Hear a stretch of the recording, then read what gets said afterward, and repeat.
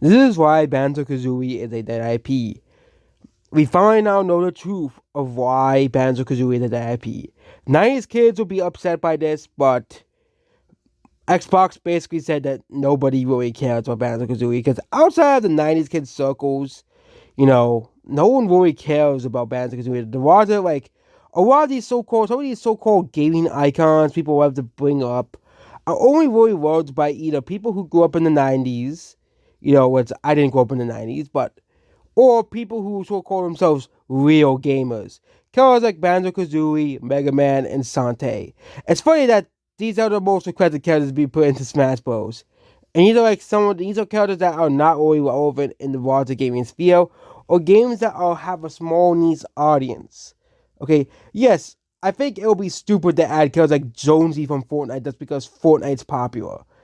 But again, with the whole Capcom thing, I think Capcom should be putting some of the more important IPs, like Resident Evil or Monster Hunter, and of course Street Fighter, in the Smash Bros. Before Mega Man. Heck, Dante from Devil May Cry would make a better pick than Mega Man.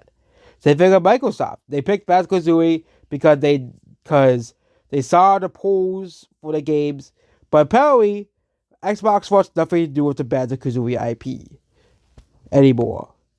They said they have apparently had said to an audience that Bizarro especially considered the critical success Sony has had of Astrobot. I think the difference between Astrobot and Banjo Kazooie is Astrobot is a character that people like, that is a new character. Banjo Kazooie has been a dormant IP that hasn't been around since the 90s. But I think the problem with Banjo Kazooie as an IP is actually the mishandling of the IP after Microsoft bought it. So the games released after the 90s era of Banjo Kazooie, which was the games on the N64.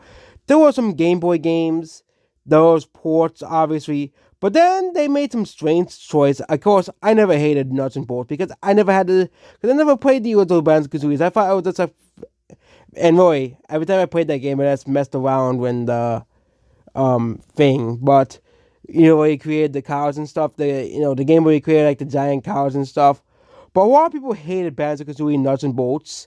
People hated that much that it was a massive, massive failure.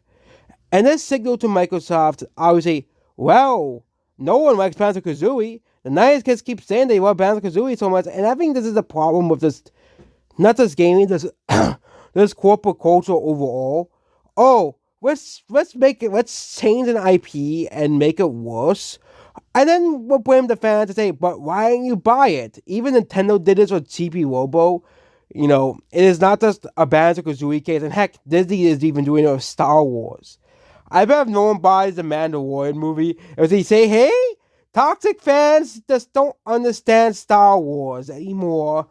But I think, Mandalorian will probably do well with the boxes. But it's the same thing with, like, Disney, too. Like, they'll like blame the fans for their failures instead of actually, doing it.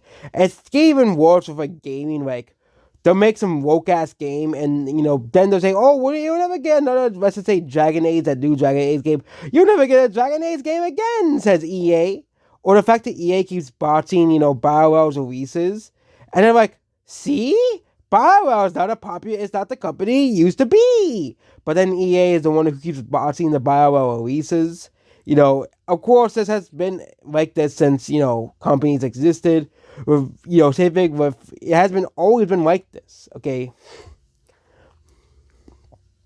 And then the companies make this horrible ass choice, and then they're like, "Oh, fans, see, there was no fandom for this." Okay, I think the Banjo Kazooie is not as I always see, is one of the most blatant examples of this kind of thing. But also there was another article going around that's saying that basically, that Microsoft might just sell Rare to Nintendo, which means Nintendo, or at least sell Banjo Kazooie as an IP to Nintendo.